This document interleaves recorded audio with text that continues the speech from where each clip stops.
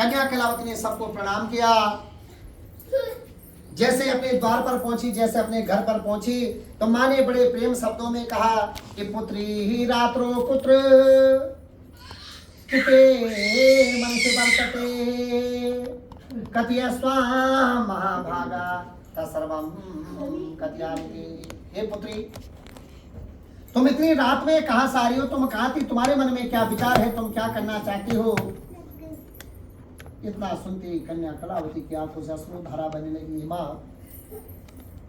कि कुटुंब रक्षा भरणे यदि कार्या पशूनां परिपालनं च वामांग मायां चिता त्वदीयं जगात गंधां द्वितीयं कुमारी।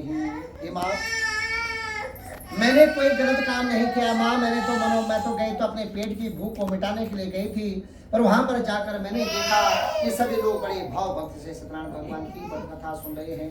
हे माँ, मैंने भी सत्यनारायण भगवान की व्रत कथा सुनी, मैंने कोई गलत काम नहीं किया।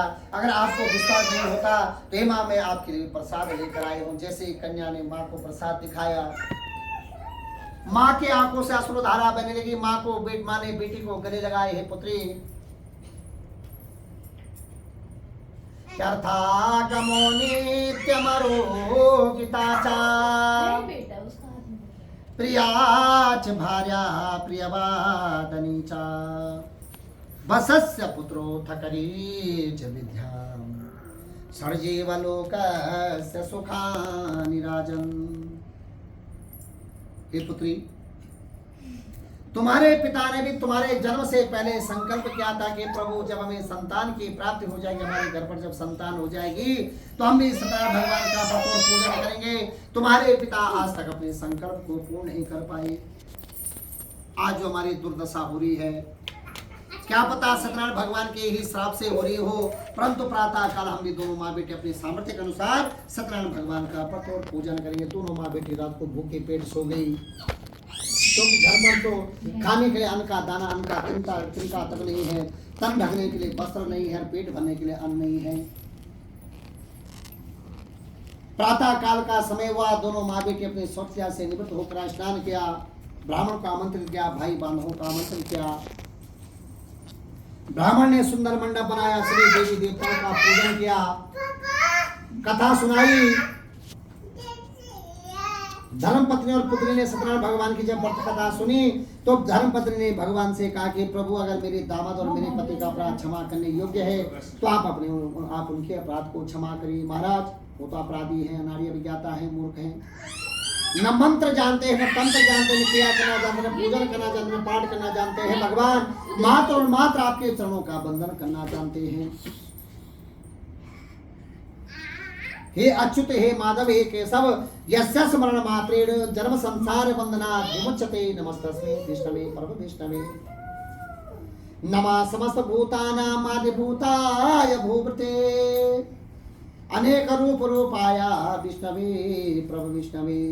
वैश्योपाय वाचः श्रुता धर्मानुशेषेण पावनानि सर्वसाम् युधिष्ठा सांद्रमं पुनरेवा भयभासता। भगवान प्रभु, आप हमारी इस पूजा से प्रसन्न हो और मेरे दामाद और मेरे पति के अपराध को क्षमा करिए। धर्मपत्नी की इस प्रार्थना से भगवान प्रसन्न हुए। रत्नसारपुर नगर में राजा चंद्रकेतु को स्वप्न में दर्शन दिए कि दर्शया चंद्रकेतु नाम स्वप्न सर्दम प्रदर्शया। स्वप्न में दर्शन दे के राजा चंद्रकेतु, जो दोनों निर्दोष दामाद और ससुर को तुमने महाकारागार में बंद कर रखा है, प्रातः काल दोनों को नहीं छोड़ा, तो मैं तुम्हारे धन धान्य को सब नष्ट कर दूंगा। इतना सुनते ही राजा चंद्रकेतु की नींद खुली। पूरी रात में नींद नहीं आई। प्रातः काल का समय हुआ, सारे सभासदों को बुलाया, सभासदों के समक्ष अपना स्वप्न खोला कि सभासदों ने कहा, महाराज, स्वप्न तो सत्य का प्रतीत लगता है। दोनों दामाद और ससुर को महाकारागार से बाहर निकाला, उनकी हजामत इत्यादि बनाई, जो कुछ धन छीना हुआ था उनको सब दुगना करके उनको वापस किया और कहा, वैश्या, अब तुम्हें डरने की कोई आवश्यकता नहीं, तुम अपने नगर को जाओ। वैसे ने राजा के चरण स्पर्श किए और कहा महाराज अब आपकी आज्ञा से हम जा ही रहे हैं। जैसे ही राजा के वैसे ने राजा के चरण स्पर्श किए, राजा को प्रणाम किया। तो भगवान ने इस वैसे की मन की बात को जानने के लिए, वैसे की मन की जिज्ञासा को जानने के लिए क्या किया, वृद्ध ब्राह्मण का रूप धारण किया। आज वैसे दामाद को लेकर बड़ी प्रसन्नता से घर लौट रहे हैं, बड़े प्रसन्न होकर घर लौट रहे हैं। तो भगवान ने क्या किया, अरे वैसे रुको रुको रुको, तुम्हारे नाव में क्या है, तुम क्या लेकर आ रहे हो, कहाँ जा रहे हो। तो वैसे ने ऐसे निठुर वचन भगवान को कह दिए कि कथम प्रच्छामि भोदंडिन मुद्राने तु किमच्छसि लता पत्रादिकं चैवा बेलपत्रं तथैव च। ऐसे निठुर वचन भगवान को कह दिए कि कथम प्रच्छम भोदंडिन, हे दंडी ऐसा क्यों पूछ रहे हो। अरे अगर आपको लगता है कि इनके नाम में धन दौलत इत्यादि रखा हुआ है, कहा हमारे नाम में धन इत्यादि नहीं है। आप तो हमें लुटेरे लगते, हमें लूटना चाहते हो, चोर लगते हो। कहा लता पत्रादिकम चेवा बेल पत्रम तथैव च, हमारे नाम तो फल फूल और बेल पत्र भरे हुए। जैसे ही भगवान ने इतना सुना तो भगवान का मन बड़ा दुखित हुआ। भगवान ने कह दिया कि सत्यम भवति वचः, तुम्हारा वचन सत्य हो, जैसा तुम कहते हो ऐसा तुम्हारी नाव में हो जाए। और भगवान पे अदृश्य हो गई। जब गांव के नजदीक पहुंचे, नगर के समीप पहुंचे, तो नाव को गंगा के तट पर खड़ी करके दोनों दामाद और ससुर पहले अपनी शौचर्य से निवृत्त होकर गंगा का स्नान किया और गंगा के तट पर ही गंगा मैया का पूजन करने लगी। तो पूजन करते करते क्या हुआ, रात्रि निद्रा न लभ्यवान, ब्राह्मण को नींद की झपकी आ गई। यस्यानुभाव अखिलम श्रुतिसारेकम वंदे महापुरुषते चरणारविंदम। जैसी नींद की झपकी लगी और जब कुछ देर बाद नींद खुली तो देखा नाव पानी में तैर रही है। खराब हो रहा है। अब जैसे नाव को देखा नाव पानी में तैर रही है, तो ब्राह्मण जैसे वैसे नाव की तरफ देखा, नाव पानी में तैर रही है, तो बेहोश होकर मूर्छित होकर धरती पर गिर पड़े। फिर जब होश में आए, नाव की तरफ देखा तो दामाद ने कहा कि ससुर जी क्यों शोक करते हो, यह तो उन्हीं दंडी स्वामी का श्राप है जिनको आपने ऐसे निठुर वचन कहे। तो आज वैसे समझ गए कि वाकई में मैंने भगवान से कितना छल कपट किया। भगवान क्या कहते हैं कि पत्रम पुष्पम फलम तोयम यो में भक्त अप्रेक्षति, मैं किसी भक्त याद नहीं को, कोई भक्त मुझे फल चढ़ा रहा है, कोई फूल चढ़ा रहा है, कोई दूध चढ़ा रहा है, कोई दही चढ़ा रहा है, तो भगवान ने खाया। जिसको देंगे भगवान देंगे, हम भगवान को कौन देने वाले होते हैं, हम तो एक माध्यम हैं। कोई कह रहा दक्षिणा चढ़ाओ, तो यज्ञ की पत्नी का नाम दक्षिणा, इसलिए ब्राह्मण को भी दक्षिणा दीजिए, नहीं तो ब्राह्मण किसी का हल लगा के थोड़ी आता कि कोई ब्राह्मण को पैसा देना दक्षिणा देनी। यज्ञ की पत्नी का नाम दक्षिणा है। यज्ञ की पूर्ति तभी होती है जब ब्राह्मण को दक्षिणा दी जाती, नहीं तो कहीं नहीं लिखा हुआ नियम की बात पूजा में पैसा चढ़ाओ ब्राह्मण को पैसा दो। यज्ञ की पत्नी का नाम दक्षिणा है, इसलिए ब्राह्मण को दक्षिणा दी जाती है, नहीं तो नियम कहीं नहीं है। पहले जमाने में क्या तुष्ट तो मुष्ट तो दाता रुष्ट तो प्राणघातका, भगवान शास्त्र में कहते हैं, भगवान कहते हैं कि धिक्कार उस कार्य को करने के लिए है और धिक्कार उस ब्राह्मण के लिए, धिक्कार यजमान के लिए जो ब्राह्मण यजमान पूछते हैं कि तुम्हें क्या दक्षिणा देनी है, मैंने क्या दक्षिणा देनी। तुष्ट तो मुष्ट तो दाता रुष्ट तो प्राणघातका, वो कार्य कभी भी सफल नहीं होता है जिसमें यजमान ने ब्राह्मण को पूछ लिया, ब्राह्मण ने यजमान को कह दे मुझे ये दे दे, इतना दे दे। अरे कलयुग हो रहा है। भगवान ये कहते हैं कि यज्ञ की पत्नी का नाम दक्षिणा है, उस यज्ञ को पूर्ण करने के लिए इसलिए ब्राह्मण को दक्षिणा दी जाती है। तो आज वैसे समझ गए कि मैंने भगवान से कितना बड़ा छल कपट किया, कितना झूठ बोला। तो भगवान आज वैसे क्या भगवान की वंदना करने लगी कि भगवान मेरी नैया उस पार लगा देना, ओ भगवान मेरी नैया उस पार लगा देना। जो भी पाप किया होगा उसे कोई छुपा देना, और जो भी पाप किया होगा उसे कोई छुपा देना, और जो भी पुण्य किया होगा उसे कोई दिखा देना। इस प्रकार से भगवान की वंदना करने लगी, भगवान से प्रार्थना करने लगी, प्रभु कहीं ना कहीं पर तो मैंने पूर्ण किया होगा, इतना बड़ा भी मैं पापी नहीं हूं कि हमेशा आजीवन पर्यंत में पाप को करता आया। भगवान प्रसन्न हुए। भगवान ने आकाशवाणी की, अरे मूर्ख, तू आज तक मेरी महिमा को नहीं जान पाया कि भाव से जो मुझको भजे मैं भाव में ही भज जाता हूँ, सच्चे मन से जो मुझको भजे मैं उसका बेड़ा पार कर लेता हूँ। भगवान कहते हैं कि मैं तो सिर्फ क्या हूँ, भाव का भूखा हूँ, भाव का मैं भूखा था, भाव में ही भज जाता हूँ। भगवान इसके भूखे थोड़ी, भगवान भाव के भूखे हैं। भगवान कहते हैं चलते हुए, गाते हुए, सोते हुए, चलते हुए, फिरते हुए, खाते हुए जो भक्त मेरा चिंतन करता है, भगवान कहते हैं घंटों भर, घंटी बजा से घंटों भर पूजा बैठने से मैं प्रसन्न नहीं होता हूँ। मैं तो क्षण भर, एक सेकंड के लिए, एक मिनट के लिए जो भक्त मेरा चिंतन कर लेता है, मैं भक्त उस भक्त की नैया को पार कर लेता हूँ।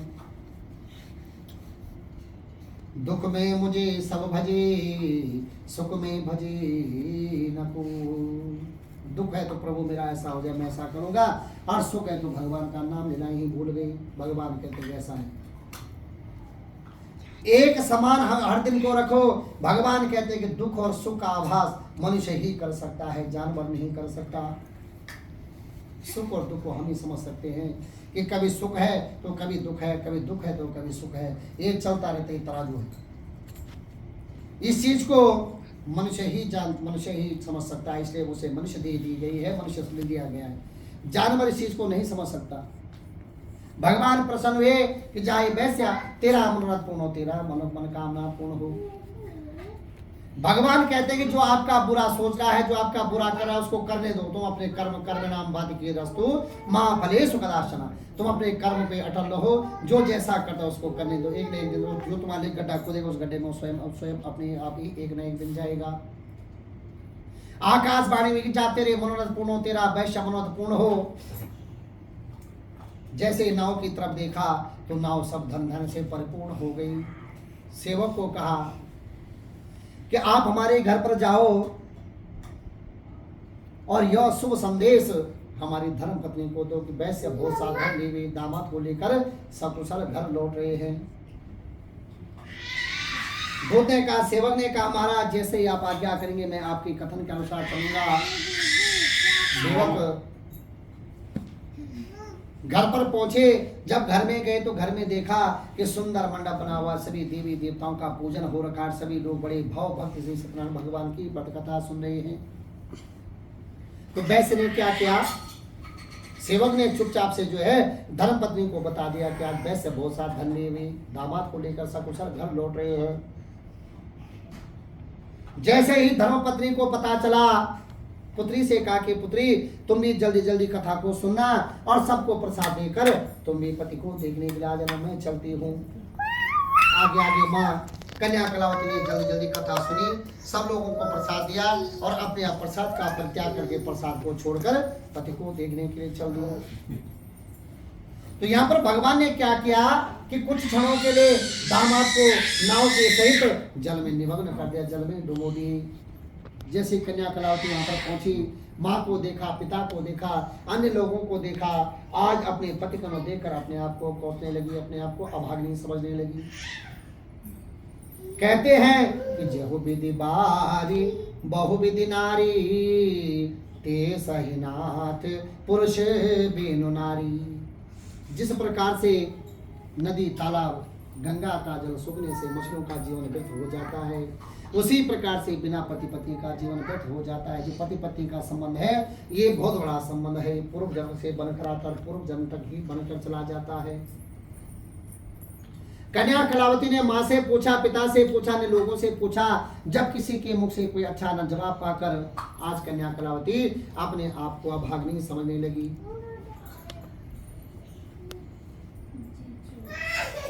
बहुविधि विलाप चरण लपटानी, परम अभागिनी आप हो जानी। अपने आप अनेक अनेक प्रकार के विलाप करने लगी।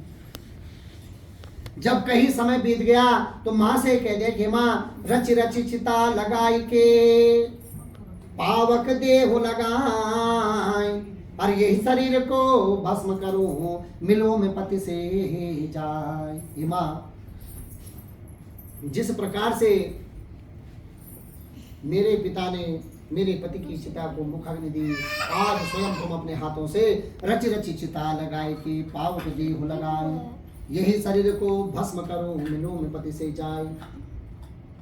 मैं आज अपने शरीर को भस्म करना चाहती हूँ, अपने पति के साथ में सत्य हो जाना चाहती हूँ। हे माँ, आपने मुझे अपने स्तनों का पान कराया, अपने गर्भ में रखा, पाला पोसा, आज स्वयं आप अपने हाथों से मेरी चिता को मुखाग्नि देना और मैं भी अपने पति के साथ में सत्य हो जाना चाहती हूँ। माँ ने बहुत समझाया, अन्य लोगों ने समझाया, कन्या कलावती ने किसी की एक नहीं सुनी और अपने बाल बिखेरे, अपने बाल खोल लिए कि बहुविधि विलाप चरण लपटानी, परम अभागिनी आप हो जानी। माँ के चरण पकड़ लिए और माँ के चरणों में पकड़, माँ के चरणों में पढ़कर अनेक अनेक प्रकार के विलाप करने लगे। माँ ने समझाया, पिता ने समझाया, कन्या कलावती ने किसी की एक न सुनी। कुछ ही दूरी पर देखा कि पति के खड़ाव पड़े हुए हैं। जैसे ही कन्या कलावती की दृष्टि पति के खड़ाव पर पड़ी, पति के खड़ाव उठाए और अपने सिर पर रखे और सती होने का प्रणय कर लिया। सत्यु का जब समय होता था तो पति की मृत्यु के पश्चात पति के खड़ाव सिर पर रखकर पति के साथ में सती हो जाती थी। उस प्रथा को सती प्रथा कहते थे। माँ ने बहुत समझाया, पिता ने समझाया, लोगों ने समझाया, कन्या कलावती ने किसी की एक नहीं सुनी।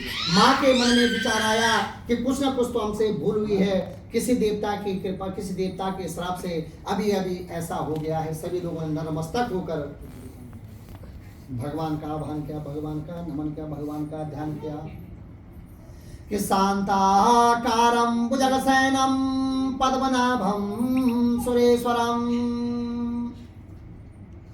शांताकारं भुजगशयनं पद्मनाभं सुरेश्वरं, विश्वाधारं गगनसृष्टं मेघवर्णं शुभांगं, लक्ष्मीकान्तं कमलनयनं योगविद्यानगम्यं, वन्देर्विष्णोर्भवहरं सर्वलोकैकनाथं, कि देवदेव जगन्नाथ विष्णुयज्ञापते विभो, देवदेव जगन्नाथ विष्णुयज्ञापते विभो, पाय दुःखाम्बुदे रक्ष्मान् भक्तानुग्रहकारका, हे गौरीश पिनाकपाणि शशाङ्कमौले वृषभारूढा, देवादिदेवेश महेश नित्यं ग्रहाण पूजां भगवन् नमस्ते। हे प्रभु, अभी अभी देखते देखते दामाद को क्या हो गया है। कौन से भगवान के श्राप से नाव के सहित दामाद जल में निमग्न हो गई। प्रभु, अगर हमसे कोई अपराध हो गया है, कोई भूल हो गई है, तो आप हमारे अपराध को क्षमा करें। आकाशवाणी हुई कि लंबोधरम परम सुंदरमेकदंतम, लंबोधरम परम सुंदरमेकदंतम, रक्तांत दीर्घनयनम परमं पवित्रम, उदत्त दिवाकरनिभोज्वलकायकांतम, विघ्नेश्वराय सकलविघ्नहरं नमामि। हे वैश्या, आपकी कन्या प्रसाद का परित्याग करके आई है। कन्या अगर घर पर जाए, प्रसाद ग्रहण करके आए तो पति को सकुशल पाएगी। कन्या कला ने जैसे आकाशवाणी सुनी, घर पर आई, प्रसाद ग्रहण किया, जैसे गंगा के तट पर पहुंची तो पति को सकुशल पाकर पिता से कहने लगी कि शुक्लाम ब्रह्म विचार सार परमाम माध्याम जगत व्यापनी, शुक्लाम ब्रह्म विचार सार परमाम माध्याम जगत व्यापनी, वीणा पुस्तक धारणी ममयताम जाड्यांधकारापहाम, हस्ते स्फाटिकमालिकां विदतिं पद्मासने संस्थितां, वन्दे तां परमेश्वरीं भगवतीं बुद्धिप्रदां शारदां। हे पिता, आज तक आपने भगवान से जो भी छल कपट किया है, जो भी अपराध किया है, भगवान ने आपके समस्त अपराधों को क्षमा किया, आपको क्षमा किया, आपके अपराधों को माफ किया। अब घर पर चले और पुनः यस्य स्मरण मात्रेण जन्म संसार बंधनात् विमुच्यते नमस्तस्मै विष्णवे परम विष्णवे, श्रुत्वा धर्मानुशेषेण पावनानि सर्वसा, युधिष्ठा शांतमं पुनरेवा भयभासिता। घर पर चले पुनः सत्यनारायण भगवान का व्रत और पूजन करें। सभी लोग घर पर गए, बड़े भाव भक्ति से तल्लीन भाव से वैश्य ने हे ऋषियों सत्यनारायण भगवान का व्रत और पूजन किया। उस समय से वैश्य प्रतिमास पौर्णमास संक्रांति को सत्यनारायण भगवान की व्रत कथा करने लगा और अंत में हे ऋषियों चौथी कथा में भगवान ने वैश्य का भी तरोतारण करके वैश्य को भी अपने चरणों में स्थान दे दिया। बोले श्री सत्यनारायण भगवान की जय। श्री सत्यनारायण भगवान व्रत कथा चतुर्थो पारण भगवान नारायण अर्पणमस्तु। सत्या संत जजमान से काम कामा सत्या मम काम कामा पूर्णा संत मनोरथाम। श्री राधे गोविंदा मन भजले हरि का प्यारा नाम है। श्री राधे गोविंदा मन भजले हरि का प्यारा नाम है। गोविंद हरि का प्यारा नाम है। गोपाला नंदलाला हरि का प्यारा नाम है। श्री राधे गोविंदा मन भजले हरि का प्यारा नाम है। गोविंद हरि का प्यारा नाम है। गोपाला नंदलाला हरि का प्यारा नाम है। श्री राधे गोविंदा मन भजले हरि का प्यारा नाम है। ओ गोविंद हरि का प्यारा नाम है। गोपाला नंदलाला हरि का प्यारा नाम है। श्री राधे गोविंदा मन भजले हरि का प्यारा नाम है। श्री राधे गोविंदा मन भजले हरि का प्यारा नाम है। श्री राधे गोविंदा मन भजले हरि का प्यारा नाम है। बोले गोविंद भगवान जय।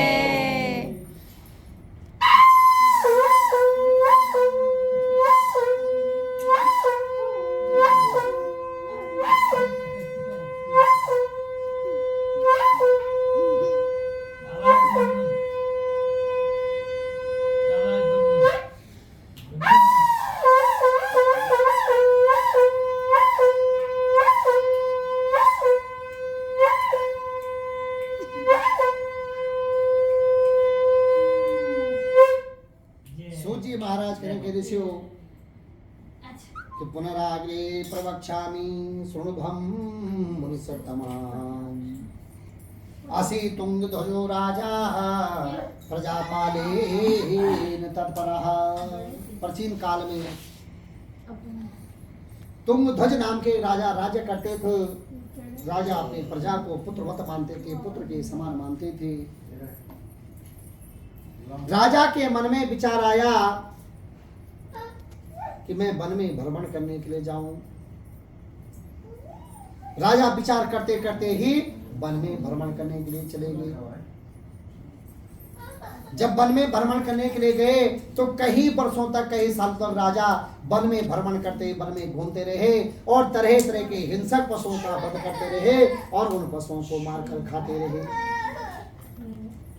जब कई वर्षों बाद राजा ने अपने घर आने की सोची, अपने घर आने की राह दी, तो कहीं आंधी, कहीं गर्मी, कहीं सर्दी, कहीं तूफान, कहीं कुछ, कहीं कांटे, कहीं कांच, कहीं पत्थर, इस प्रकार राजा चलते चलते चलते चलते चलते चलते हताहत हो गए, थक गए। यम प्रवचनमनुपेत्यमपेत्य कृत्यम, यम जन्म प्रवचनमनुपेत्यमपेत्य कृत्यम, द्वाप्यायनो बृहकातुर आजबाहा, पुत्रेति तन्मयतया दरबिन्दुनेत्रम्, त्वं सर्वभूतहृदये मुनिमान् मतोऽस्मि। राजा बिल्कुल थक गए, चलने में असमर्थ हो गए। तो राजा को एक सुंदर छावदार बट वृक्ष दिखा जो सुंदर छाया दे रहा है। राजा उस पेड़ के नीचे विश्राम करने लगे। जैसे ही विश्राम करने के लिए बैठे तो उस पेड़ पर कहेरा बेर से वो कई दिनों से भूखा प्यासा एक प्रेत बैठा हुआ है। जैसे ही प्रेत ने राजा को देखा तो प्रेत राजा को खाने के लिए दौड़ पड़ा। राजा ने प्रेत का पूर्व जन्म का वृतांत पूछा तो प्रेत ने कहा कि महाराज, मैं गुजरात का निवासी हूँ और पूर्व जन्म में मैंने कोई ऐसा पाप किया है कि जिसको करने से महाराज मैं आज प्रेत योनि में भटक रहा हूँ। हे प्रभु, मैंने सुना था कि जिसका कोई करने वाला नहीं होता है उसका पहले राजा है और राजा न तो उसका ब्राह्मण होता है। महाराज, न तातु न मातु न बंधु न भ्रातु, न मेरे माता न मेरे पिता न मेरे भाई बांधव न मेरा इष्ट मित्र कोई सखा जो मुझे प्रेत योनि से मुक्त कर से। महाराज, कब तक मैं प्रेत योनि में भटकता रहूंगा? जल मुझे नसीब नहीं होता, अन्न मुझे नसीब नहीं होता। महाराज, मुझे इस प्रेत योनि से मुक्त करिए। राजा ने साथ चलने को कहा, खाने पीने की सारी सुविधा प्रदान करने को कहा। राजा ने कहा कि तुम मेरा कोई अनिष्ट नहीं करोगे। प्रेत ने कहा तुम मेरे मित्र हो गए हो और मित्र से विश्वासघात करना सबसे बुरी बात होती है। अब राजा और प्रेत साथ चलने लगे।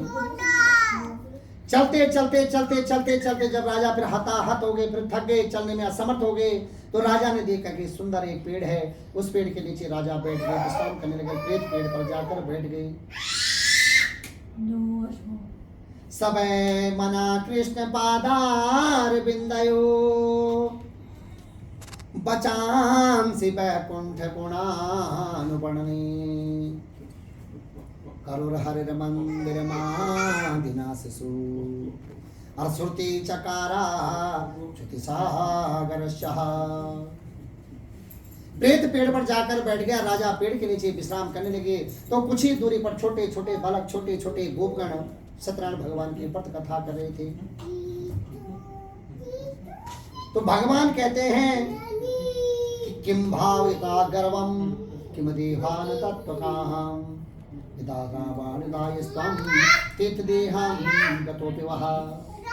रावण के बराबर इतना विद्वान कोई नहीं था जितने बड़े विद्वान राजा रावण थे। रावण को जब गर्व आया, घमंड आया तो राजा रावण का चूर चूर हो गया। राजा ने कहा मैं तो राजा हूं, इतना बड़ा राजा हूं, क्यों मैं प्रणाम करूं, क्यों मैं मस्तक झुकाऊं।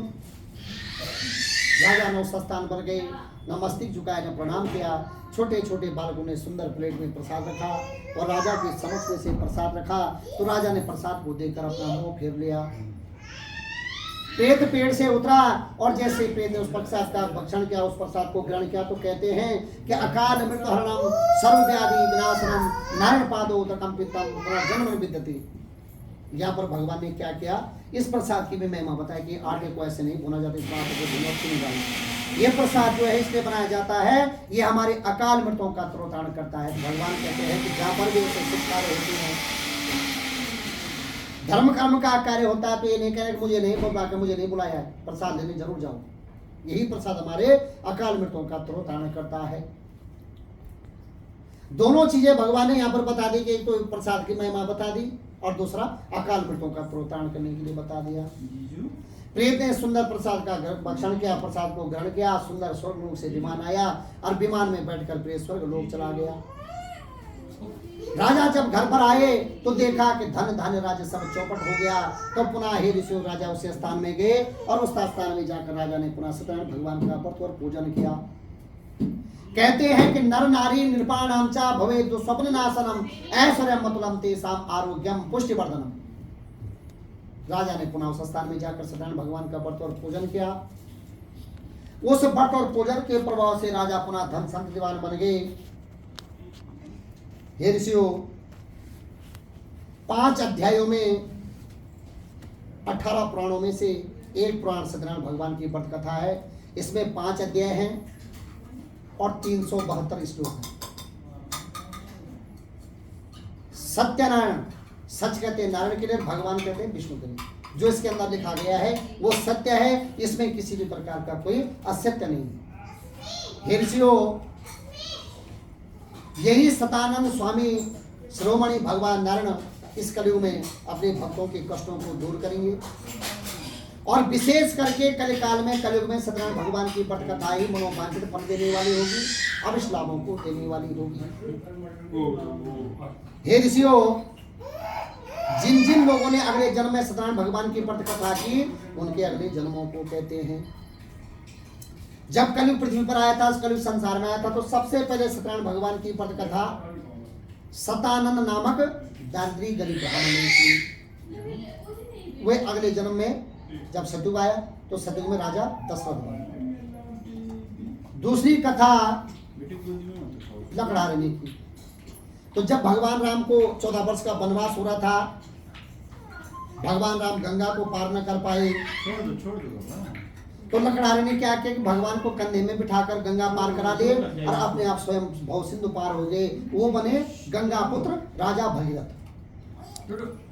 तीसरी कथा तुंगध्वज नाम के राजा ने की। वे राजा अगले जन्म में कुबेर बने। चौथी कथा वैश्य ने की। भगवान ने क्या किया कि जब सतयुग आया, जब सतयुग का अंत कलयुग आया, तो भगवान ने कहा कि इस वैश्य ने हमेशा झूठी बोला, सच तो कभी बोला नहीं, तो कुछ सुधरा या नहीं सुधरा। भगवान ने क्या कि स्वयं अपने आप अर्जुन का भेष बनाया और अपने साथ में एक शेर को लेकर गए कि अन्नपूर्णे सदा पूर्णे शंकरा प्राणवल्लभे ज्ञान वैराग्य सिद्ध्यर्थम भिक्षाम देहि च पार्वती। जैसे ही वैश्य के द्वार पर गए, वैश्य का द्वार खटखटाया, वैश्य की धर्मपत्नी भागी, आइए आइए महाराज आइए, क्या लेंगे? भिक्षा में आटा चावल दाल चीनी तेल। आइए महाराज आइए। भगवान ने कहा कि प्रभु हे माते, मैं भिक्षा नहीं लेता। फिर महाराज क्यों दरवाजा खटखटा रहे हैं? भिक्षा नहीं लेते में क्या हुआ कि वैश्य पीछे से आ गए। अरे महाराज रुके रुके रुके, क्या लेंगे आप? कहे वैश्य मैं कुछ नहीं लूंगा, पर मेरे साथ में जो मेरा शेर है इसने कई दिनों से भोजन नहीं किया है। कहा महाराज आपका शेर क्या खाना चाहता है? घास पात अन्न जल। कहा महाराज ऐसी चीजों को तो मेरा शेर खाता नहीं। फिर क्या खाता आपका शेर? बोला ये मांस को भक्षण करता है, मांस का ही भक्षण कर, मांस को ही खाता है। कहा महाराज वो भी व्यवस्था हो जाएगी, आप बैठिए। भगवान ने कहा कि वैश्या जो मांस की व्यवस्था होगी वो आपके घर से ही होगी, अगर बाहर से लाएंगे तो इससे उसको नहीं खाएगा। महाराज ठीक है, हो जाएगा। वो कैसे? कि जो आपका बड़ा पुत्र है, जो आपका ज्येष्ठ पुत्र है, आप अपनी धर्मपत्नी के साथ में आरे से उसका दैनांग काटेंगे और अगर अंग को काटते काटते बच्चे की आंखों से आंसू बह गया तो मेरे शेर उस मांस को भक्षण नहीं करेगा। महाराज वो ठीक है, वैसे भी हो जाएगा। आरा लाए, पुत्र को बुलाया, जैसे पति पत्नी के सहित बच्चे के दैनांग को काट लेंगे तो बच्चे की बाएं आंख से आंसू गिर गया। अरे रुको रुको रुको रुको रुको, मेरा शेर इस मांस को भक्षण नहीं करेगा। महाराज क्या हो गया? देने अंग की बात हुई थी, बायां अंग आपका किस खेल का? तो भगवान ये तो समझ गए। भगवान ने उसको क्या किया कि मोर ध्वज नाम का राजा बना दिया। और छोटे छोटे जो गोपगण थे, छोटे छोटे जो बालक थे, जिन्होंने 5वीं कथा की कलयुग में, जब श्री कृष्ण भगवान के साथ में राक्षसों का युद्ध हुआ तो छोटे छोटे बालकों ने श्री कृष्ण भगवान के साथ में मिलकर समस्त राक्षसों का वध किया, समस्त राक्षसों को मारा और भगवान श्री कृष्ण ने उन छोटे छोटे बालकों को वैकुंठपुरी का वासी बना दिया, वैकुंठ लोक का वासी बना दिया। तो भगवान कह रहे हैं कि इस प्रकार से 18 पुराणों में एक पुराण सत्यनारायण भगवान की पट कथा भी है। इसमें 5 अध्याय हैं, 312 श्लोक हैं। जिस घर में, जिस मंदिर में, जिस तीर्थ में ऐसे सतपुराणों की कथा होती है, वो घर स्वतः ही तीर्थ बन जाता है, स्वतः ही मंदिर बन जाता है। भगवान कहते हैं न वेद शास्त्रों स्वर्गर्जतानि शमशान तुल्यम यम गृहतानि। जिस घर में स्वाहवन और सदा पितृतर्पण ऐसी धर्म पुराण की कथा होती है, वो घर शमशान बन जाता है। धन्य ही भगवत वार्ता प्रेत पीड़ा विनाशनी। धन्य वो जीव है, धन्य वो मनुष्य है जिसके मन में ऐसी श्रद्धा उत्पन्न हुई है। एक सत्यनारायण भगवान की पट कथा करने से हमारे सनातन धर्म में जो 33 करोड़ देवता प्रसन्न हो जाते हैं और हमारे 10 पीढ़ी तक के पितरों का तरोतारण हो जाता है, हमारे पितर हमारे ऊपर प्रसन्न हो जाते हैं। धन्य ही भगवत वार्ता प्रेत पीड़ा विनाशनी। जो ऐसे धार्मिक पुराणों की कथा कराते हैं, उस घर पर हमेशा पितरों का वास होता है, देवताओं का वास होता है, गृह शांत होते हैं। नर नारी निर्पाणम चा भवे दुस्वप्नाशनम ऐश्वर्य मतुलम तेसाम आरोग्यम पुष्टिवर्धनम। भगवान कहते हैं कि जो भी हम कमाते हैं, अपनी कमाई का साल भर में 1/10 अवश्य भगवान के प्रति, आप चाहे मंदिर में हो, अपने घर पर करो, तीर्थ में जाओ, कोई कुआं खुदाओ, प्याव खुदाओ, मंदिर बनाओ, यही हमारे साथ में जाता, बाकी कुछ नहीं जाते। घर मकान दुकान धन दौलत सब यही छूट जाती है, कोई साथ में नहीं जाता। यही धर्म और कर्म हमारे साथ में जाता है कि जो हम धर्म कर्म को करते हैं और इसी का हमें पूर्व जन्म में लाभ मिलता है। बाकी सब कुछ हमने धन दौलत जोड़ी, मकान घर दुकान जोड़ा, इसको किसी ने नहीं देखा, सिर्फ देखा तो हमारा धर्म और कर्म देखा। भगवान कहते हैं इस प्रकार से जो जीव इन सतपुराणों की कथा करता है, उस घर से पाप ताप दुख दरिद्रता अरिष्ट कष्ट सब दूर हो जाते हैं और भगवान नारायण सबकी मनोकामनाओं को पूर्ण करते हैं। तो यही पर कथा को विराम देते हैं। भगवान नारायण सबकी मनोकामनाओं को पूर्ण करें, आपकी मनोकामना को पूर्ण करें। गोविंद जय जय गोपाल जय जय गोविंद जय जय गोपाल जय जय ओ राधा रमण हरि गोविंद जय जय ओ राधा रमण हरि गोविंद जय जय ओ गंगा की जय जय यमुना की जय ओ गंगा की जय जय यमुना की जय जय ओ उमापति शिव शंकर की जय जय ओ उमापति शिव शंकर की जय ओ श्रीमन नारायण नारायण नारायण ओ श्रीमन नारायण नारायण नारायण ओ भजमन नारायण नारायण नारायण भजमन नारायण नारायण नारायण श्री हरि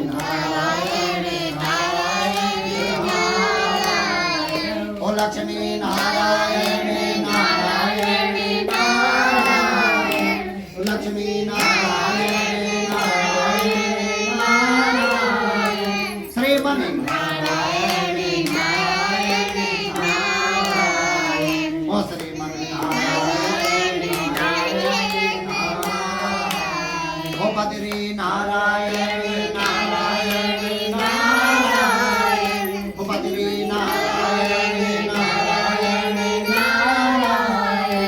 लक्ष्मी नारायण नारायण नारायण ओ लक्ष्मी नारायण नारायण नारायण ओ भैरव नारायण नारायण नारायण ओ भैरव नारायण नारायण नारायण ओ नरसिंह नारायण नारायण नारायण ओ नरसिंह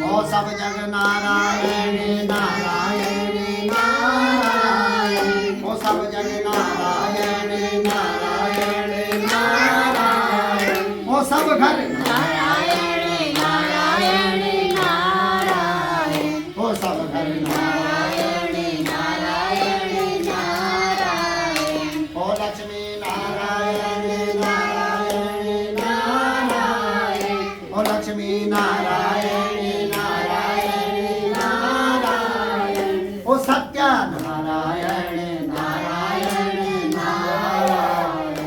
वरदान भगवान की जय। जय।